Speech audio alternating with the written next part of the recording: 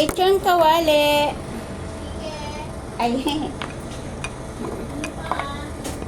ano pa daw, madam? Hindi na Lechon kawali lang? Yan, Ang sabaw nyo? Ang sabaw daw, madam. Dahil din po, Opo. lechon kawali. Sabaw. Dalawang rice. Opo. Ano yung gusto mong sinigang na lapu-lapu?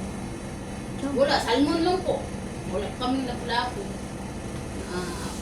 Naubusan ko. Salmon yung belly lang. Opo, bilid. Kung gusto mong may ulo, mayroon din bilid at saka ulo. Ano lang? Manguhini ka kasi. Iyan na nga, lechon kawali. Oo. Pero ka lang, hindi magkakayo ng ulam natin, oy. Palakain ka kasi. Ano nga siya? Nag-live. Hindi, video lang po yan. Nag-live lang. Video po. Ano ba? Sabaw. Sige. Pili mo na kayo. Ay, Lechon kawali tayo, tapos ang sabaw natin isda. Video. Gulay. Asang gulay? Dito, vegetable na lang. Pakbet sila. Pinataang kalabasa, pinakbit, chapsoy, ano, pakbit? Pwede rin. Pakbit na lang. Magkano to kay? Ano yun? Tapos yung ating ano, Breakfast kanin, pagdidatik kanin na lang. Okay lang. ilang piraso yung Apat yun. Teka, apat ba nila? Visit ka. Ayun ba, tapos ano na lang po, pinakbet na lang po. darating pa yung isa, kukulangin talaga yan.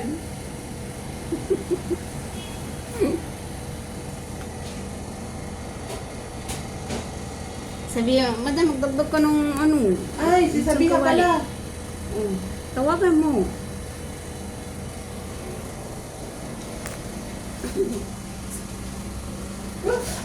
Laki naman ang tawag ka. Hindi ko marinig. How are you? Ayun, yung aking madam na isa.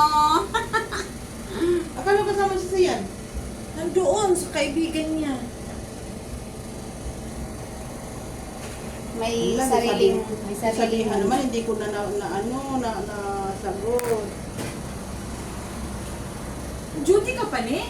Hindi, tapos na ako. Bakit? Ano ba schedule mo? 24 hours kayo? Yes, 24 hours ang aming store.